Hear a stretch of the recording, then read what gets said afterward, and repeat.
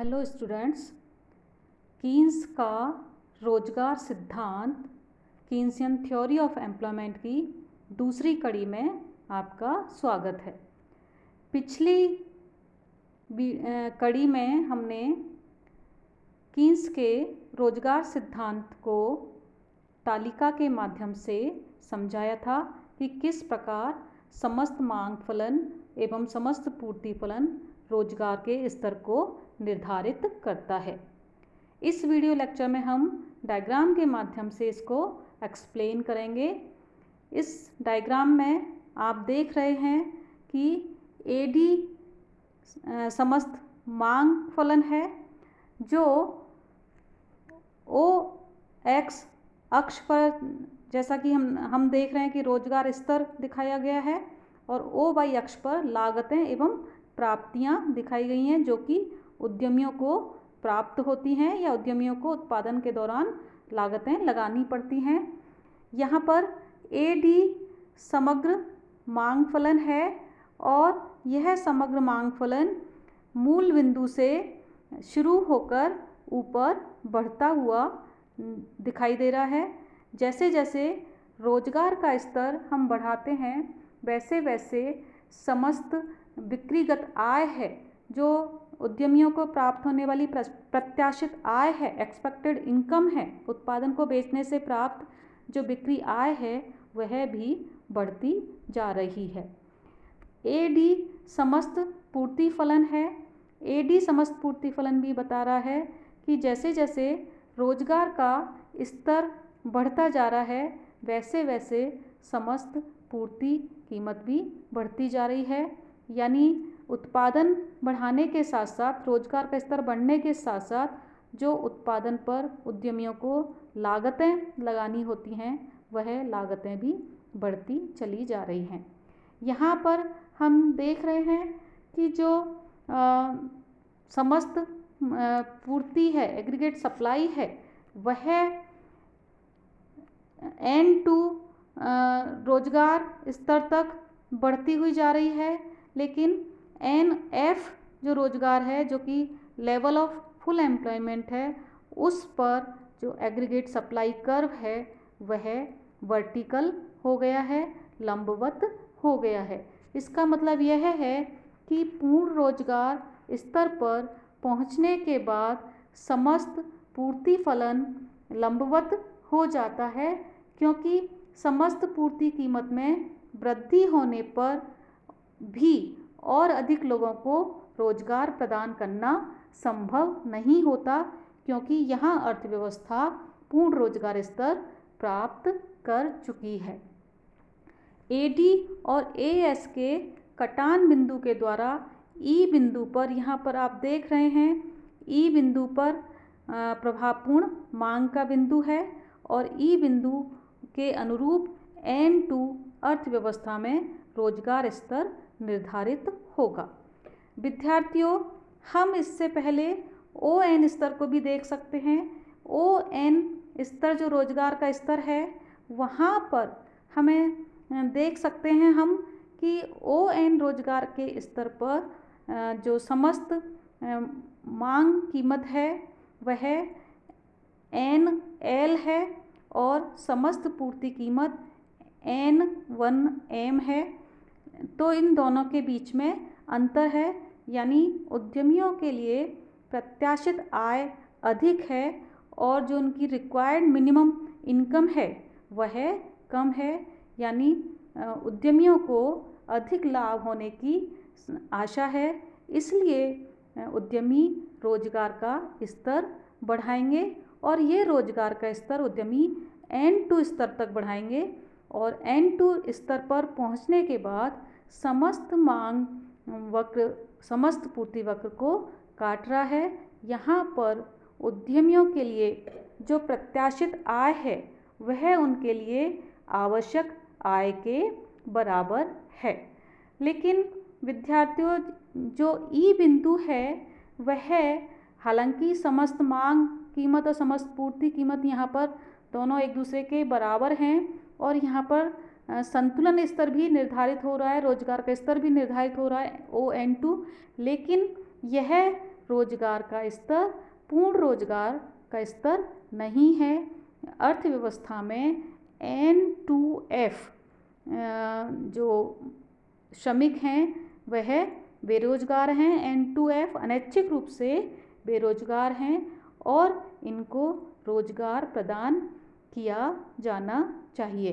तो यहाँ पर कीन्स ने यह स्पष्ट किया है कि अर्थव्यवस्था में प्रभावपूर्ण मांग की कमी के कारण अल्प रोजगार संतुलन संभव है। कीन्स ने क्लासिकल अर्थशास्त्रियों के इस भ्रम का खंडन किया कि अर्थव्यवस्था में सदैव पूर्ण रोजगार संतुलन होता है। कीन्स का कहना है कि अर्थव्यवस्था में न्यून रोजगार संतुलन, अल्प रोजगार संतुलन भी संभव है, जैसा कि ई बिंदु अर्थव्यवस्था में अल्प रोजगार संतुलन को दिखा रहा है। अब यदि अर्थव्यवस्था को पूर्ण रोजगार के स्तर पर ले जाना है तो हमें या तो जो एग्रीगेट सप्लाई है उसमें परिवर्तन हो, एग्रीगेट सप्लाई फंक्शन में परिवर्तन हो, या एग्रीगेट डिमांड फंक्शन में परिवर्तन हो।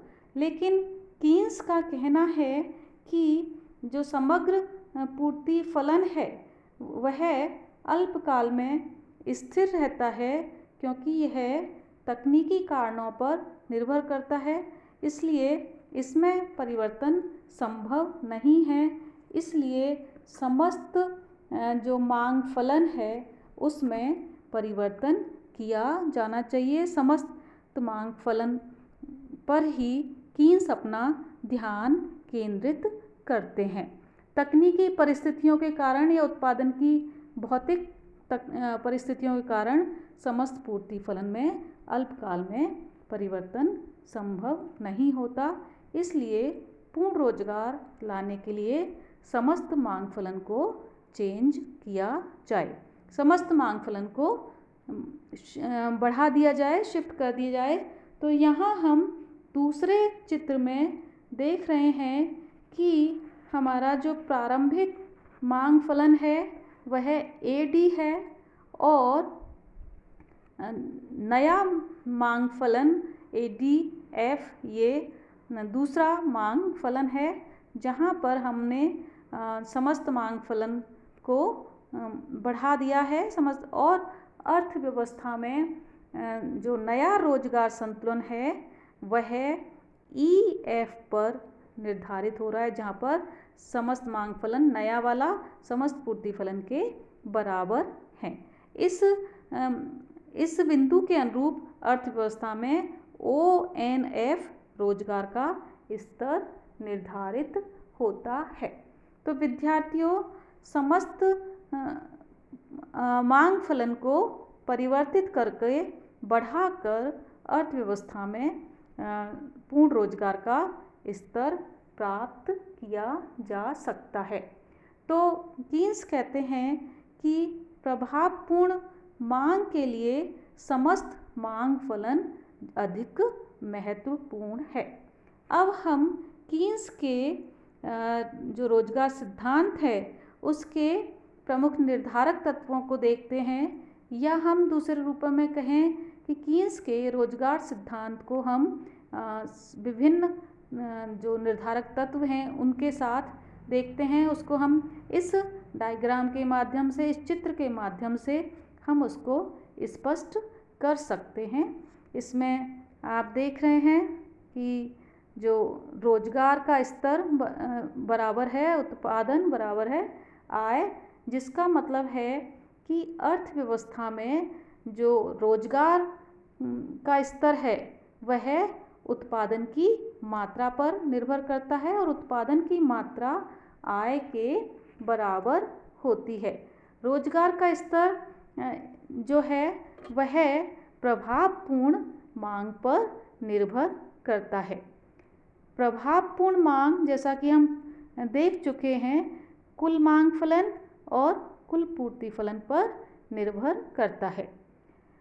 कुल पूर्ति फलन तकनीकी कारणों से, भौतिक परिस्थितियों के कारण स्थिर रहता है, क्योंकि जो समस्त पूर्ति फलन से संबंधित जो लागतें होती हैं वह अल्पकाल में स्थिर होती हैं। तकनीकी कारणों से इसको चेंज नहीं किया जा सकता, इसलिए कीन्स अपना संपूर्ण ध्यान कुल मांग फलन पर केंद्रित करते हैं।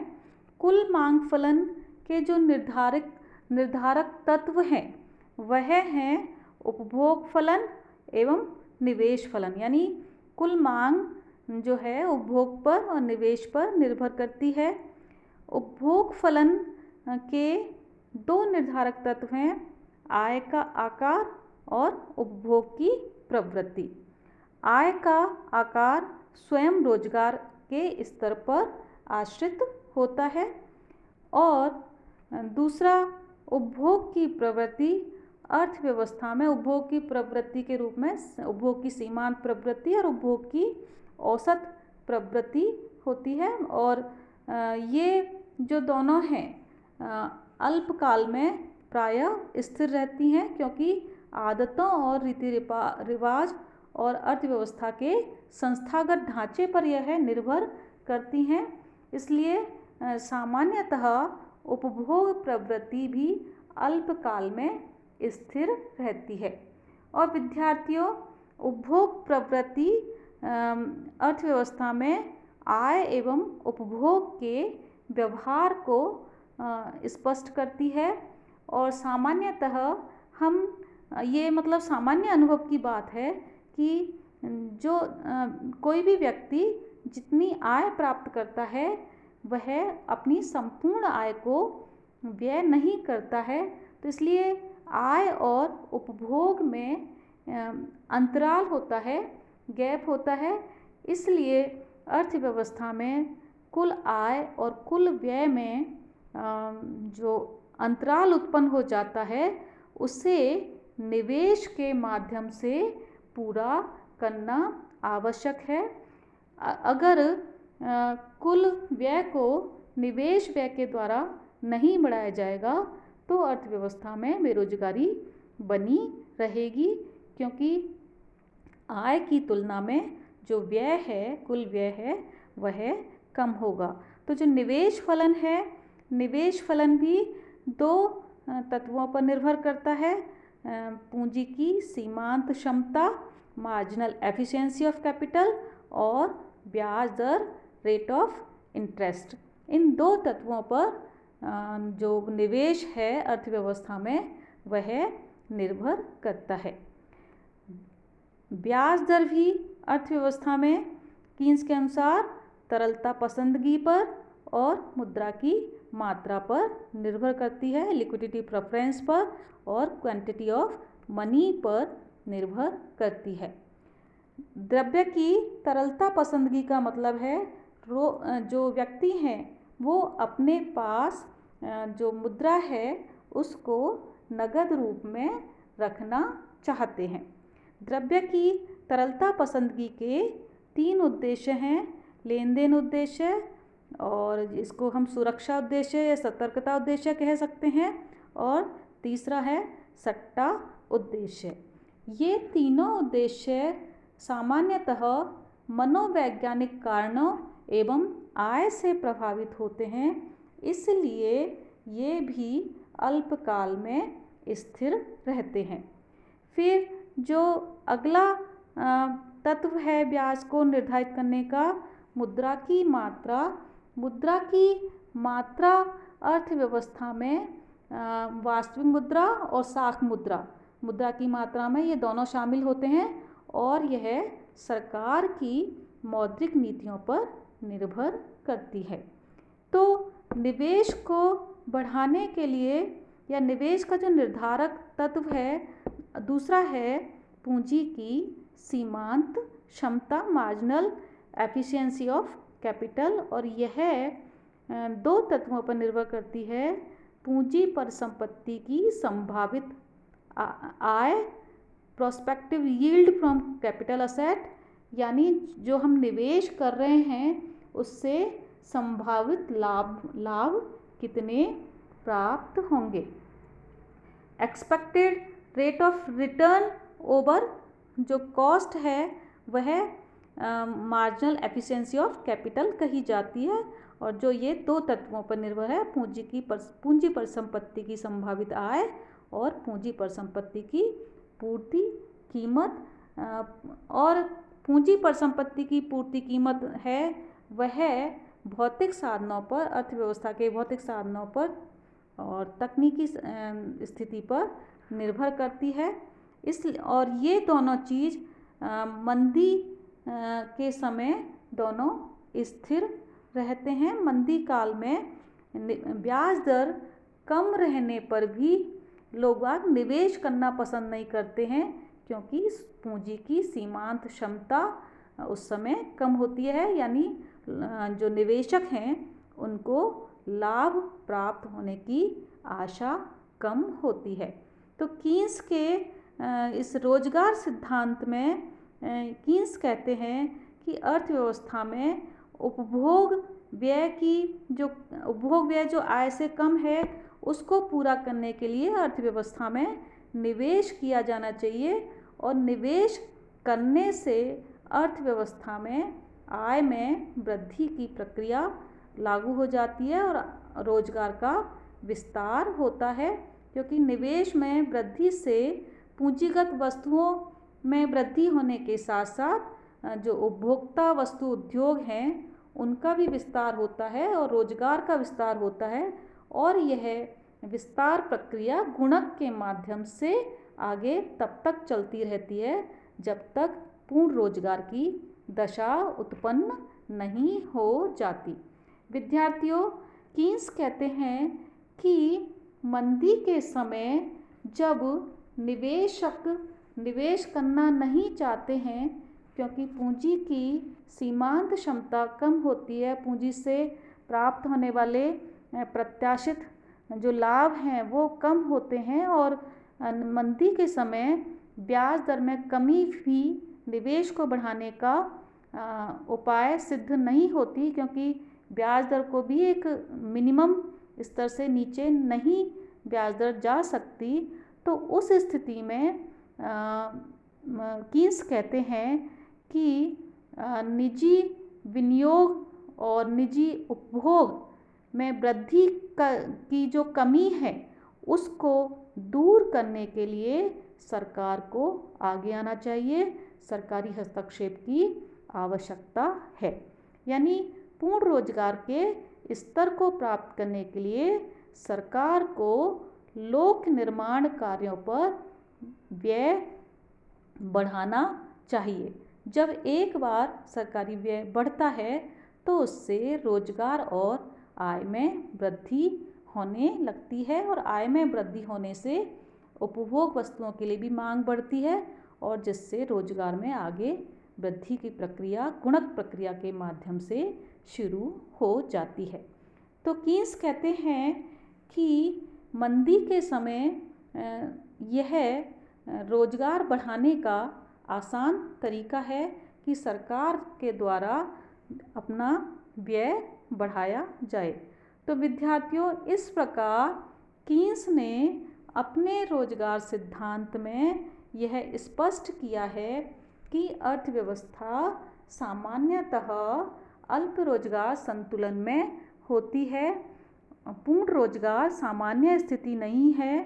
पूर्ण रोजगार की अवस्था में पहुंचने के लिए निवेश व्यय को बढ़ाया जाए, क्योंकि उपभोग आय से कम रह जाता है, निवेश को बढ़ाया जाए, और यदि निजी निवेश इस कमी को पूरा नहीं कर पाता तो उस स्थिति में सरकारी हस्तक्षेप की आवश्यकता होती है, क्योंकि अर्थव्यवस्था में स्वतः समायोजन नहीं होता। तो ये कीन्स का रोजगार का सिद्धांत है जो उन्होंने क्लासिकल मॉडल जो है रोजगार और उत्पादन का, उसके प्रतिक्रिया स्वरूप अपना मॉडल दिया है। हम विद्यार्थियों अब इस मॉडल की, कीन्स के मॉडल के जो निहितार्थ हैं या उसका जो महत्व है या जो उसकी व्यवहार्यता है उसको हम अगले वीडियो में चर्चा करेंगे। अभी के लिए इतना ही काफ़ी है। मुझे उम्मीद है आपको यह समझ में आ गया होगा। Thank you.